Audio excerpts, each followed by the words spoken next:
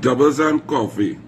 The irony doesn't escape me that Faris Al-Rawi of the PNM is trying to make allegations against me, the Douglas Anil, about breaching confidentiality and data protection and a breach of the Integrity in Public Life Act when I brought out information showing PNM corruption, nepotism, the sickness of the PNM, that it even makes sense to fellow CARICOM leaders, in this case, Ralph Gonzalez and his family.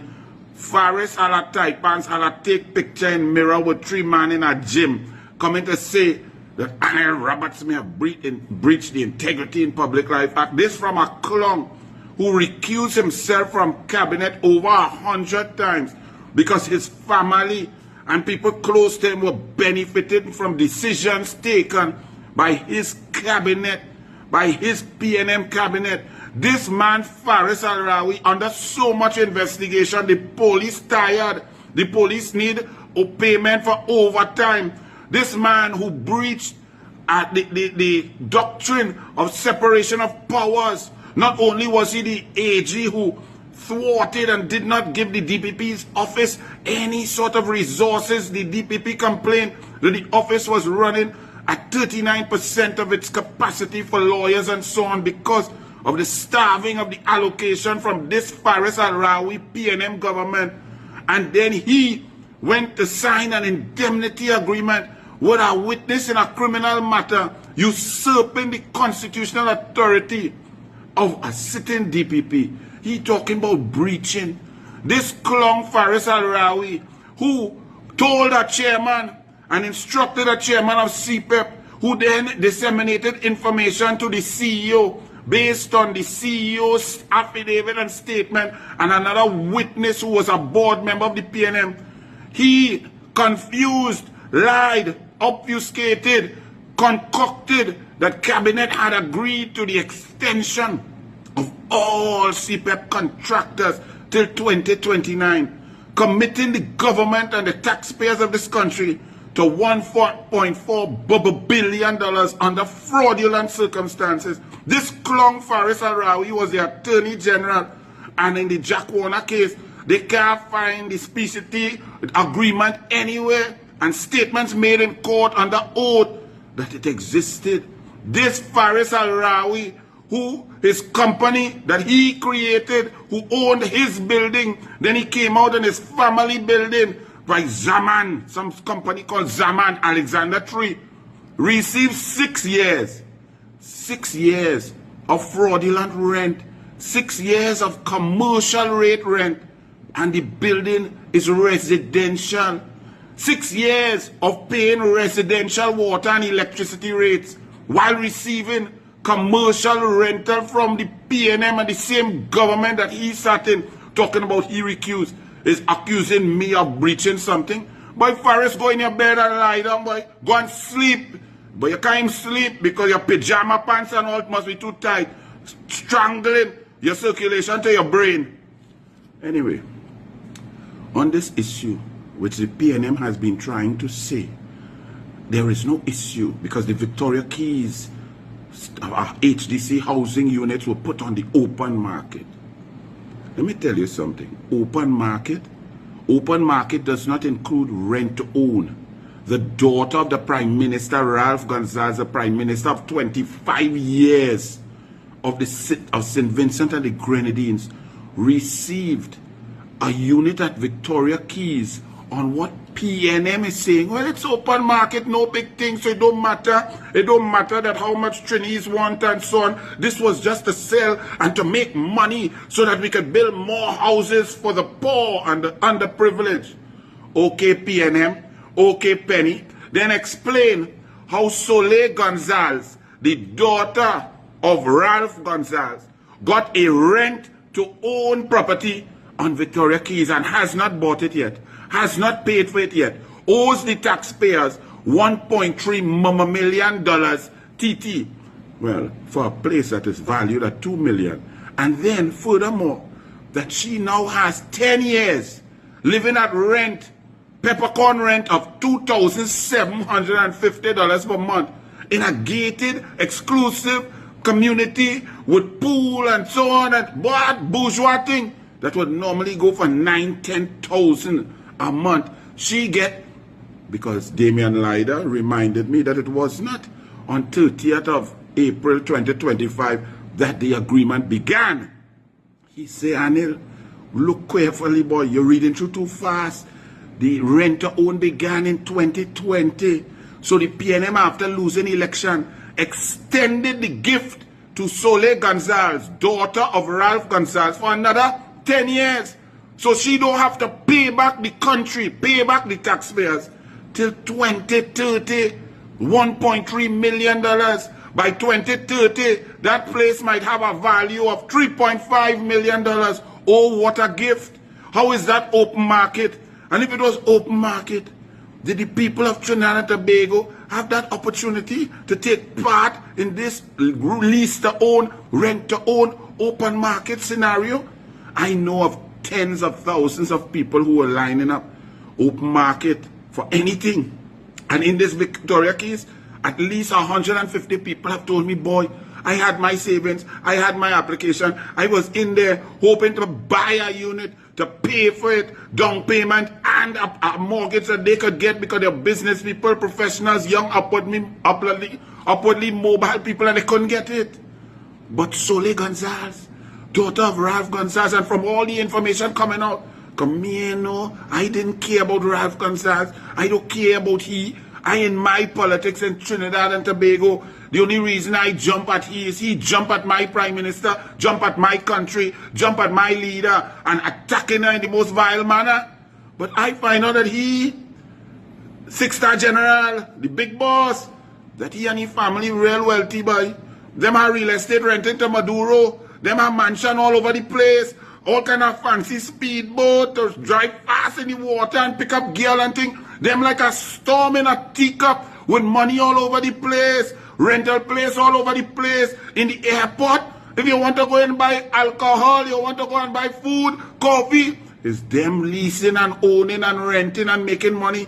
So these are wealthy people. A prime minister, okay. Then why Prime Minister Ralph Gonzalez did you not pay for the house to the people of Trinidad and Tobago for your daughter Soleil? Why did you not pay the taxpayers $1.3 million? Because with the policy of the HDC to provide housing for the poor and those who need a roof over their heads, $1.3 million could build 3 houses at $400,000. 3 houses for families of 5-6 people, parents with children and so on who have no house right now. Why you didn't pay Trinidad and Tobago the money, Ralph Gonzalez? Ralph Gonzalez, ain't you have money? And you're telling me about your, oh God, your white banking account. I see bank account with 418,000 US in the Bahamas. Me, I know if people know about that. But last time I checked, 418,000 US by 7 is nearly 3 million TT. But you owe the government of Trinidad and Tobago, the taxpayers and the people 1.3. Ralph, why you didn't pay? Why you not paying we? Why you have this rent-to-own thing and your daughter taking rent-to-own up till 2030 April? Nah, man, Ralph. Pay back Trinidad and Tobago the money now. Send the check. 1.3 million since it's open market. And to Penelope Beckers, before you defend wrongdoing, you must read, you must research, and you must have facts. Let me read something for you. I just came up on my feed. The test that ends the debate. An opinion, right? An article written by a Mr. Jonathan Marks. I don't know Jonathan Marks, but I read this, and it provides clarity for everybody. Because Anel is a UNC, and I defended my prime minister and my country, so I bias. Ralph, in an election, they say, and he fighting to be a 6-star general. Okay, so let me listen to somebody who would analyze it calmly, so everybody could understand the situation. Jonathan Marks reads, there has been much debate in Trinidad and Tobago about the rent-to-own house obtained by Soleil Gonzalez, daughter of Prime Minister Ralph E. Gonzalez of St. Vincent and the Grenadines. The new UNC government has said she benefited from preferential treatment under the former PNM administration.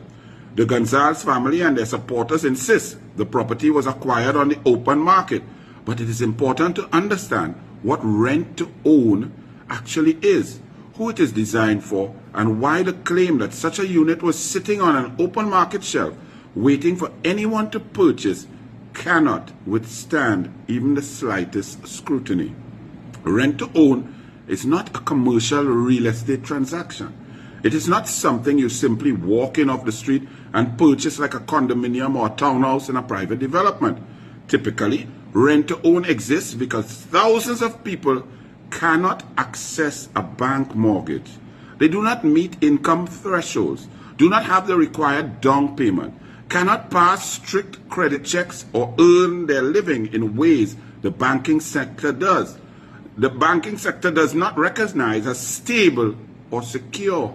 Rent to own is a deliberate pathway for low to middle income earners who are shut out of the conventional mortgage market. It exists as a bridge for people who cannot afford a home otherwise. Because of this, government rent-to-own schemes all over the world are inherently selective. They are discriminatory in favor of the vulnerable. The government carries the upfront costs of the construction and the beneficiary pays a reduced monthly amount while gradually building equity. That reduced payment is the clearest evidence of the nature of the program. It is a subsidy. It is state assistance. It is not market rate purchase. In this case, Senator Anil Roberts, a government housing minister, has stated that the ordinary market rental value of the unit in question will be closer to $10,000 per month. Yet, the reported rent-to-own payment is TT $2,750. That alone ends the argument. A 70% reduction is not a commercial bargain. It is a government-supported pathway into home ownership. And here is where the open market defense collapses completely. If a home in a secure gated development with a real market value 3 or 4 times higher was truly available to anyone for $2,750 a month, ownership included at the end, do we seriously believe that Trinidadians and Tobagonians would ignore it? Do we believe that in a country where rent is high, mortgages are hard to qualify for, salaries are stretched, and cost of living is high, people would simply let such an opportunity pass them by? That is not believable. That is not reasonable. It is not grounded in reality. There are more than 214,000 Trinidadians and Tobagonians, says Roberts, on the HDC waiting list.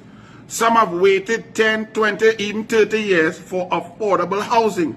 They have endured cramped rentals, unstable living arrangements, high rent prices, and the emotional and financial strain that comes with uncertainty. If rent-to-own were truly available on an open first-come, first-served basis, one of those 214,000 long-suffering citizens, many of whom applied long before Soleil Gonzalez, would have seized the opportunity long ago. And this raises the question that no one defending this arrangement has been able to answer. How did Soleil Gonzalez beat out 214,000 citizens?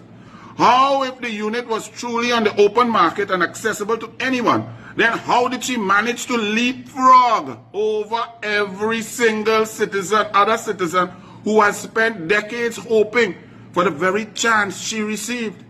The answer is obvious, and it does not support the idea of an open, transparent, first-come, first-served basis process. It supports the opposite. That is why the insistence that the unit was obtained on the open market rings hollow. It is a contradiction. Rent-to-own is not designed for people with access to financing or strong incomes. It is designed specifically for those who cannot withstand the pressures of the open market. That is its purpose. That is its nature. That is the truth and center of this controversy. Ralph Gonzalez, pay the people of Trinidad and Tobago back we money. Pay we 1.3 million. We need it. We need the money to build houses for poor people, for single mothers, for the vulnerable, for those people who need houses and a roof over their head. You might have 43 roof, Ralph Gonzalez. You're cranny and you're greedy. Pay Trinidad and Tobago we money. Okay, Ralph? Simple. Bless.